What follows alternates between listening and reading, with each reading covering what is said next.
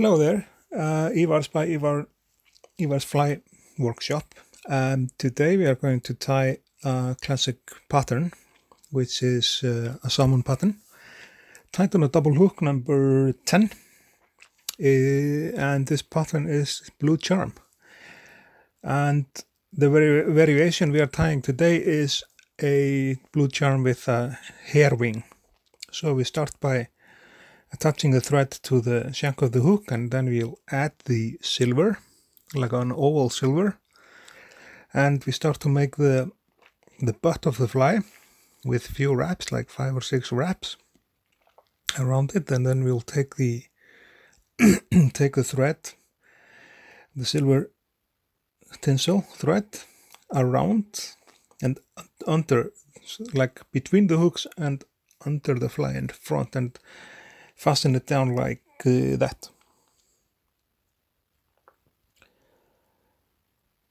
Snip off the snip off the ends or the butts of the oval silver, and you'll give it around the front of the hook to fasten down everything. Then following that, following the butt of the fly is the front of the butt, which is made out of yellow floss, and we attach that down in front of the butt. Make sure there are like a few millimeters left, and then we attach and wrap the floss around like this and secure it down like this. Snip off the end, and after the floss we are going to add a head feather of a golden pheasant, which is like this, and that is the tail of the fly, and it's gonna be attached just in this row. So you do the butt, and then you do the yellow floss, and then the golden pheasant head feather, which is yellow. Snip off this end there, and then we start to work on the body and the oval silver, which is supposed to be around the body of the fly. The body is made out of a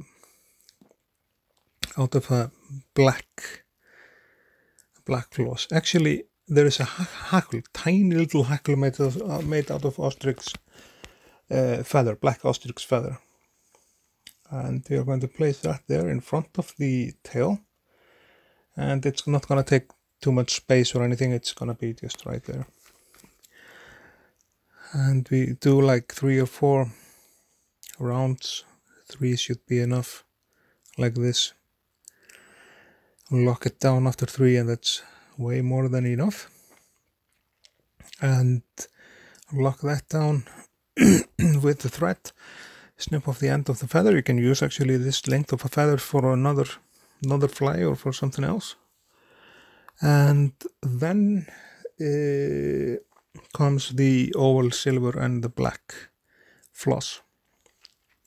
We'll use the rest of the other silver which we began with. Attach that to the shank of the hook. Clearly and carefully. Then there is this black floss, which we are tying that in like this, so it fits exactly to the hook. And we must not make the body like too thick or anything. It's the headache with salmon flies when there is a lot of material on it. It's not to make too many wraps with the thread. It's gonna build up like a bulky body, or it's gonna be like a fly which you don't want to keep it like this. So for the matter of the head, we will leave it like this, so there is a space for the both the hackle and the wing and the head of the fly. Snip off the floss, and then start to wrap the silver around the fly. We'll do that few wraps. Try to keep the gaps between the silver even as possible, and then we will tie that down with few wraps, and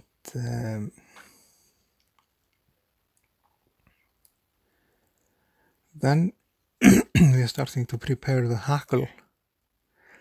You can either put like a beard or a hackle, but I'm gonna put a hackle on the fly. It's more fancier to do it with a whole feather and wrap that around instead of just taking a part of the feather. It doesn't actually matter which one you do. Both work fine. And trim off or take a few fibers off the feather, off the bottom. Let the shiny part of it stay up. Grab it with your hackle pliers and wrap it around, like 3 or 4 rounds should be doing it, and tighten that down. Make sure that the feather is gonna stay in place, and take 1 or 2 rounds wraps with the thread. Trim off the rest of the feather there, which sticks out. And to get the hair or the fibers of this feather in the correct direction, you have to kind of comb them back with your fingers. You can put some saliva on your fingers and make that work back. It all works. There are even like a hackle guards and some stuff available, but I do it with my finger and I've never had any troubles with it.